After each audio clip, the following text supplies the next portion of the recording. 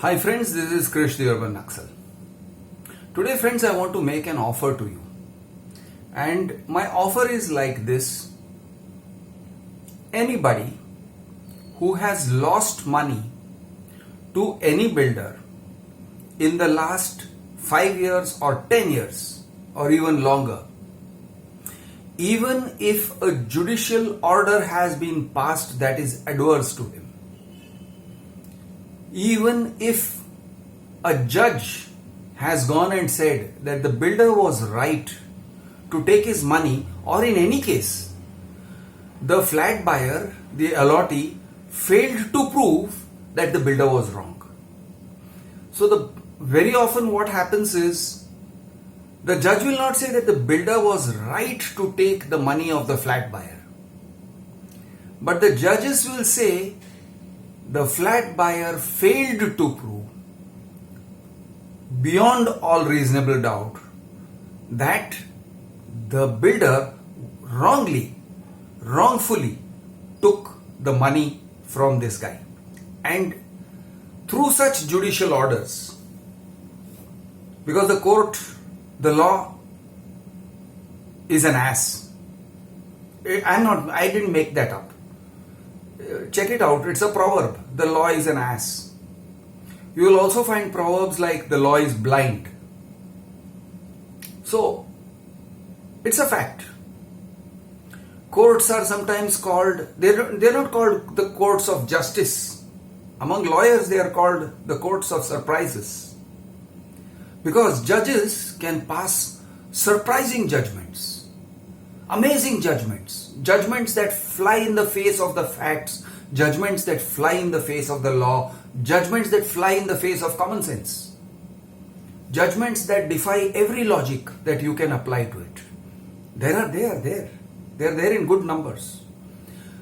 Now, if you have been a victim of a builder and also a judge, I am particularly interested in you.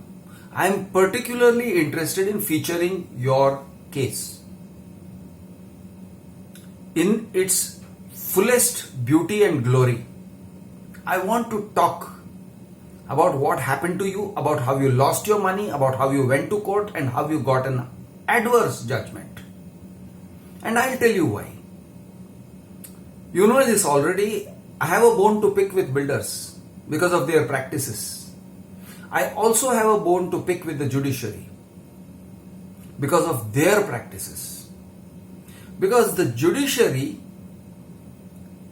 has a way of leaning towards people who are rich and powerful. It leans towards the advocates and the senior counsels of people who are rich and powerful and can afford senior counsels. The judiciary has a way of leaning towards clever arguments, clever and technical arguments. For example, based on statute of limitations. For example, based on estoppel. Oh, this guy had taken a certain position and now he is stopped from taking a different position. This kind of thing. Clever, technical. The game that is played in courts is often technical, and merit comes far second to technical skills. So the judges don't go on merit. If the judges were to go on merit, then each and every person from whom the builder has forfeited money without signing an agreement, without executing a registered agreement, each and every person should be given back his money. But often, very often, that doesn't happen. RERA will rule in favor of the builder. They'll say, yeah, well, you are not proved beyond a shadow of doubt that he doesn't have the right to take away your money, this kind of thing. They go on technical, not on merits. And so people lose. And when they lose money, they lose faith in the judiciary. They of course lose faith in the building industry. They lose faith in under construction. They lose faith in companies, and they also lose self-confidence as people as human beings, they go home to their wife diminished. They feel unsure about the world. They feel unsure about justice. They feel unsure about the government. They feel unsure about this country. They feel scared. This is a consequence of oversmart lawyers and oversmart judges and oversmart builders and oversmart companies in general. I have an offer, and my offer is this. Tell me about your case. Let's put it before the public. Let us put all those clever arguments of the opposite side before the public. Will the company lose its reputation? It shouldn't. Why should it lose its reputation? Its lawyers have very cleverly argued. Their cleverness will be on display. The policy of the company will be on display. Is the company ashamed that because of its policy it became enriched? That it could take away a customer's money? Is it ashamed? It shouldn't be. Why should it be ashamed? It should be proud. It should be proud that it won a court case. It should be proud that somebody's case in consumer court got dismissed or somebody's case in RERA got dismissed on technical grounds. Should be proud, right? So let's make them proud. Let us talk about this case. Let's analyze the case. Let's analyze how the judge thinks. Whether it's a RERA judge or whether it's a consumer court judge or whether it's a civil judge, a small causes court judge or whether it's a high court judge. Believe me, that is not defamation and that is not contempt of court. I can give you numbers of judgments on that. You have every right to analyze, even if biased. You may be biased. To be biased is not wrong. To be biased, everybody is biased. A judge is biased. The lawyers are biased. The company is biased. You don't have to take upon yourself the duty, the sacred duty to not be biased and to be objective and to be favorable to them. No, you don't have to do that. If you feel aggrieved because a company took away your money, maybe you couldn't react in time. Maybe you didn't go to any court. Maybe it happened 5 years ago, 7 years ago. And if you go to court now, the court will say, sorry, statute of limitations, we can't entertain you. The court has many clever sayings, many clever sayings. For example, those who are, the justice is for those who are diligent in the pursuit of justice. Nice saying, beautiful saying.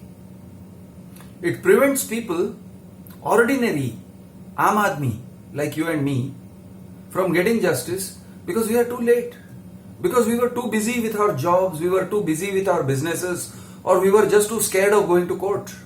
Or we were too hopeful about the outcome. We kept saying, oh well, this guy has promised, he said he will give. We kept believing verbal assurances and then we don't have any proof. And the builder says, he hasn't followed up with me for 7 years or 6 years or whatever. Sorry, statute of limitations. He cannot, this case is now time barred. They can say that, right? Yeah, of course they can say that. And of course it's time barred and I don't mind. That's okay. But there is no law saying that if you lost money to a builder and it became time barred, you can't talk about it. Is there such a law that you can't talk about it? No. If someone takes away your money, causes you an injury in the year 2010, is there a law saying you can't talk about it in the year 2020 unless you have gone to court? No. You can talk. You can talk in 2020 or 22 or 2030 also. You can talk.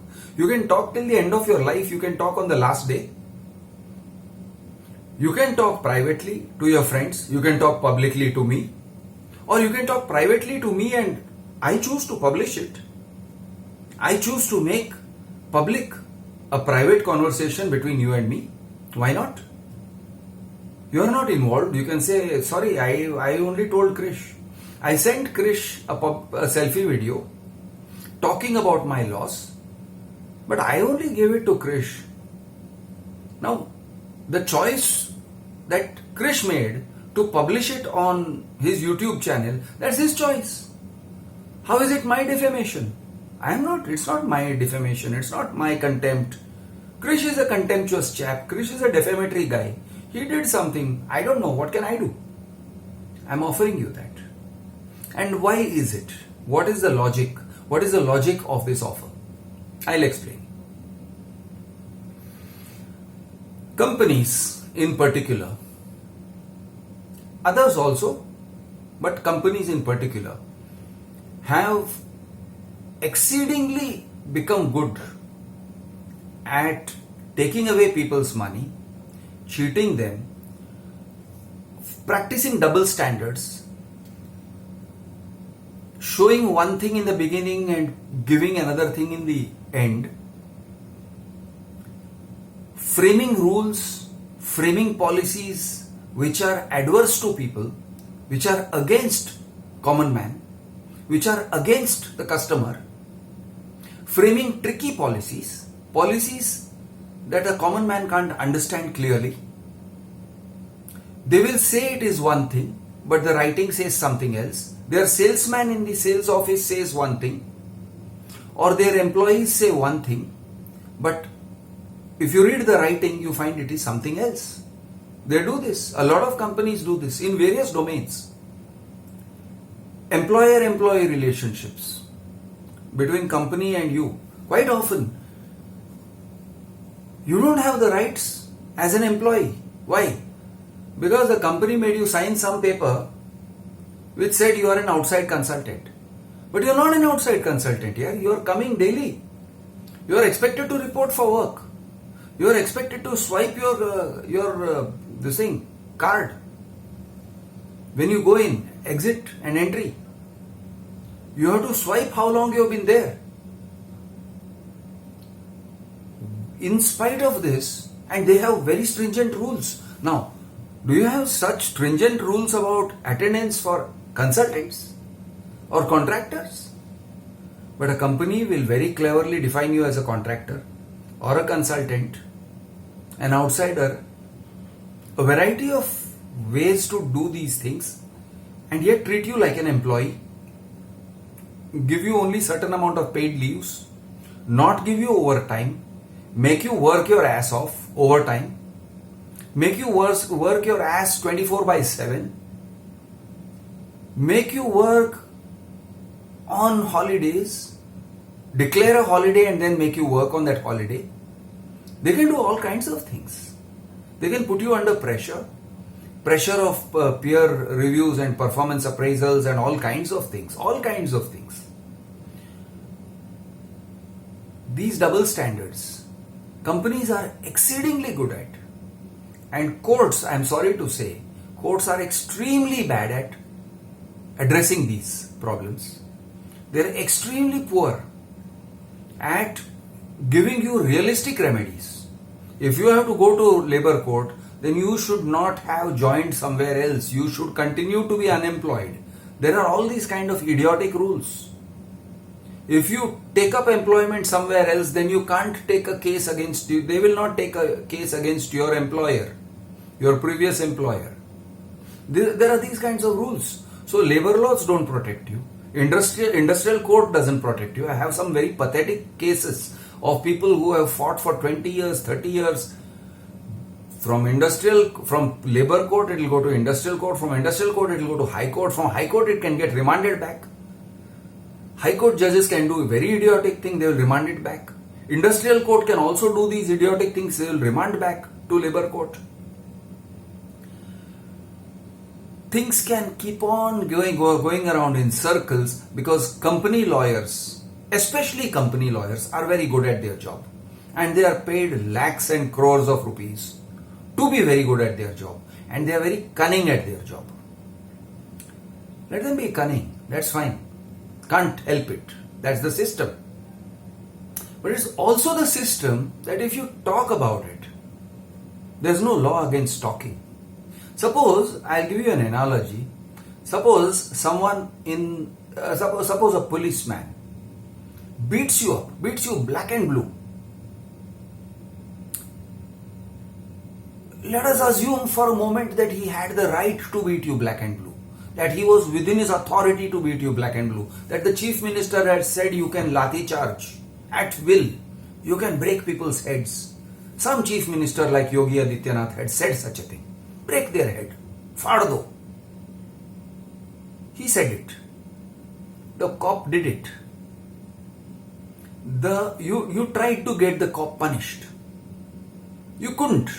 You failed to get him punished. But there is no law against you talking about it. That he bet me black and blue. That he broke my ribs.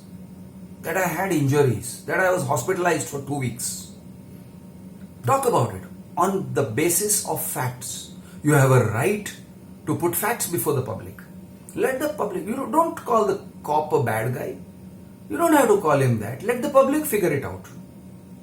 You don't have to call a company, a builder company, a cheat. Leave it to me. If I want to, I will say it.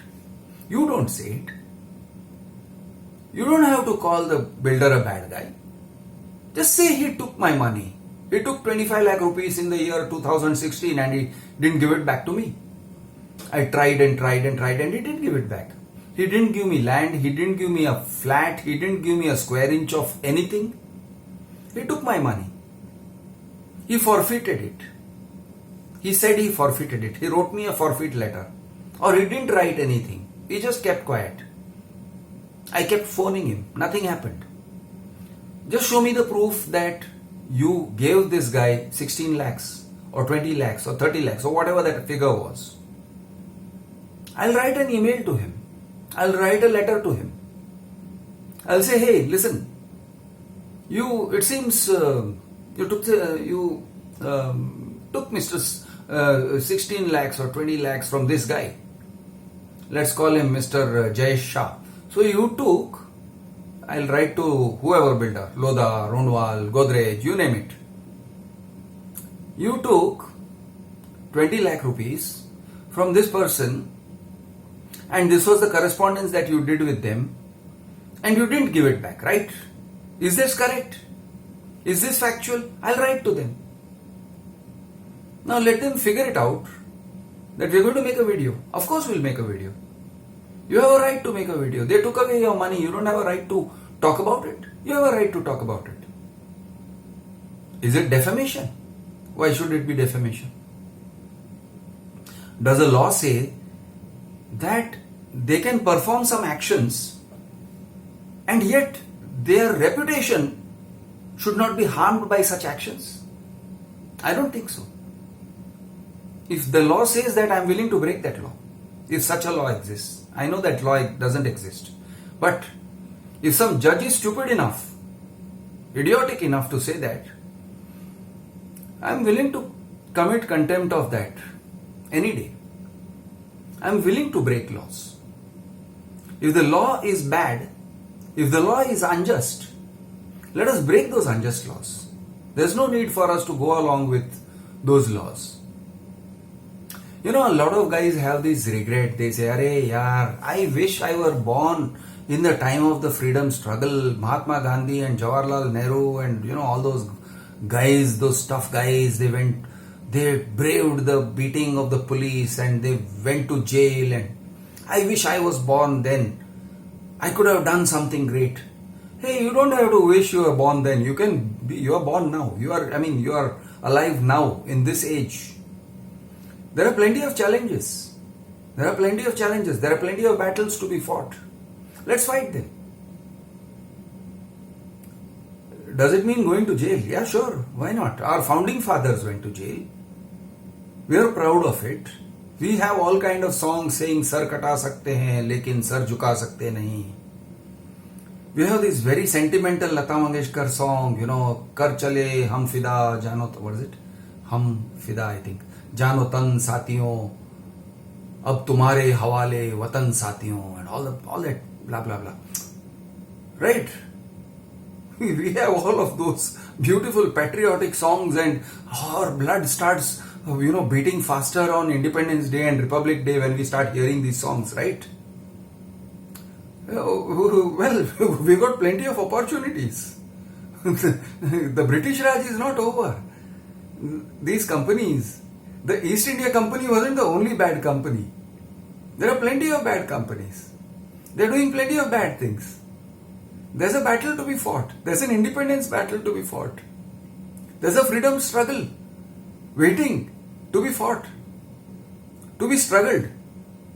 Can we lose? Yeah, of course we can lose. That's the whole point of struggling. The whole point about struggling is you can win, you can lose. Can you be punished? Yes, of course you can be punished, and that's the fun of it, isn't it? If there is no punishment, there is no pain, there is no struggle, then where is the joy? Where is the joy of living? Where is the fun in it? If everything is going to be a cakewalk, where is the fun in it? So, what I'm trying to say to all of you guys out there is, I'm going to give you the option to speak your mind. Not only in a selfie video, not necessarily in a selfie video. There are various ways to do it. You can blow the whistle on a company. You can do it in various ways. I'll give you an option. You want to remain anonymous? Convince me that your cause is just. Convince me that what you say happened really happened. I have to be convinced that there is a public interest in putting this matter out before the public. There is a public interest. Please remember this. It is not a private interest. I will not take up a battle that is between two brothers, or between father and son, or between husband and wife, a custody battle, blah blah blah. No, not interested. I'm not going to do it. I'm not going to get into that. But if it's a public interest battle, if you have a battle against a company or against the government, for example, against a government department that wrongfully did something, let's talk about it. Do you have the evidence? Do you have sufficient evidence to convince me? Now, I'm not a judge. A judge says I have to be convinced beyond all doubt. No, I don't have to be convinced beyond all doubt. You have to reasonably convince me. You should have reasonable amount of evidence. I will reasonably thok bajao that evidence. I'll reasonably apply my mind to it. And if I'm reasonably convinced, I'll go with my own gut instinct, my own intellect and all that. If I'm reasonably convinced, I am happy to make a video about it, and if that means pissing off the court or pissing off a company, so be it. Jai Hind and Jai Maharashtra.